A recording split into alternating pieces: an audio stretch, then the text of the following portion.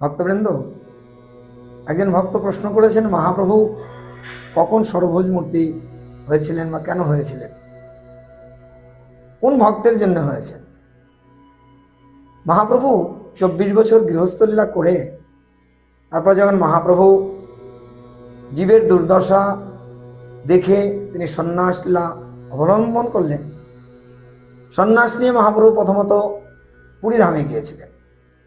জগন্নাথ মন্দিরে প্রবেশ করলেন। জগন্নাথকে দর্শন করেই মহাপ্রভু জগন্নাথের গর্ভমন্দিরে প্রবেশ করবে। সেই সময় যারা জগন্নাথের পাণ্ডা ছিল তারা মহাপ্রভুকে না চিনতে পেরে, না বুঝতে পেরে তারা মহাপ্রভুকে প্রহার করতে যাবে। আর সেই সময় রাজা প্রতাপরুদ্রের রাজপণ্ডিত ছিল সার্বভট্টাচার্য। সেই সার্বভট্টাচার্য তখন তাদেরকে বারণ করে মহাপ্রভুকে নিজ গৃহে নিয়ে গেলেন। তখন মহাপ্রভু মূর্ছিত অবস্থায়, তা মহাপ্রভুকে যখন নিয়ে গেলেন সার্বভট্টাচার্য একজন ন্যায়ের পণ্ডিত। তিনি মিথিলায় গিয়ে ন্যায়শাস্ত্র তিনি মুখস্থ করে নিয়ে এসেছিলেন। আর সেই সার্বভট্টাচার্য মহাপ্রভুকে তিনি বলতে লাগলেন যে, তুমি এখন এই যুবক, অল্প বয়স, মাত্র 24 বছর, আর এই 24 বছরে তুমি সন্ন্যাস নিলে। সন্ন্যাস ধর্ম রক্ষার জন্যে তোমার বেদান্ত শ্রবণ করার দরকার। তো মহাপ্রভু বলল, ঠিক আছে, আপনি আমাকে বেদান্ত শ্রবণ করান। তা সার্বভট্টাচার্য মহাপ্রভুকে বেদান্ত শ্রবণ করাতে লাগলেন। প্রায় 7 দিন বেদান্ত শ্রবণ করলেন মহাপ্রভু।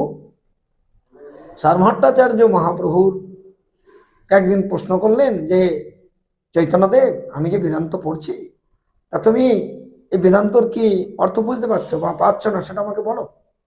তা মহাপ্রভু তখন বললেন, আমি বেদান্তের যে শ্লোক, সে শ্লোক আমি বুঝতে পারছি, কিন্তু ব্যাখ্যাটা তত আমার মনোবোধ হচ্ছে না। তাই যাই হোক, সেই সার্বভট্টাচার্য একটি শ্লোকের ব্যাখ্যা করলেন।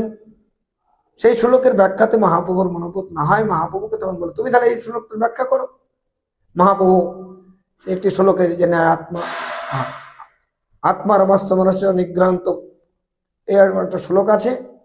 সেই শ্লোকটা মহাপ্রভু সার্বভট্টাচার্যের ব্যাখ্যাকে স্পর্শ না করে সুন্দরভাবে যখন ব্যাখ্যা করলেন, সার্বভট্টাচার্য বুঝতে পারলেন এ সাধারণ মানব নয়, এ স্বয়ং ভগবানই আমাকে ছদ্মবেশে দর্শন দেওয়ার জন্য এসেছেন।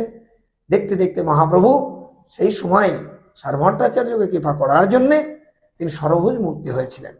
তিনিই রামচন্দ্র, তিনিই কৃষ্ণ। রামচন্দ্র ধনুর্ধারী, তিনি কৃষ্ণচন্দ্র মুরলীধারী, আর কলিযুগে স্বয়ং চৈতন্য মহাপ্রভু কমণ্ডলধারী। এই সার্বভট্টাচার্যই এই ষড়ভুজ মূর্তিটা দর্শন করেছিলেন। এখনো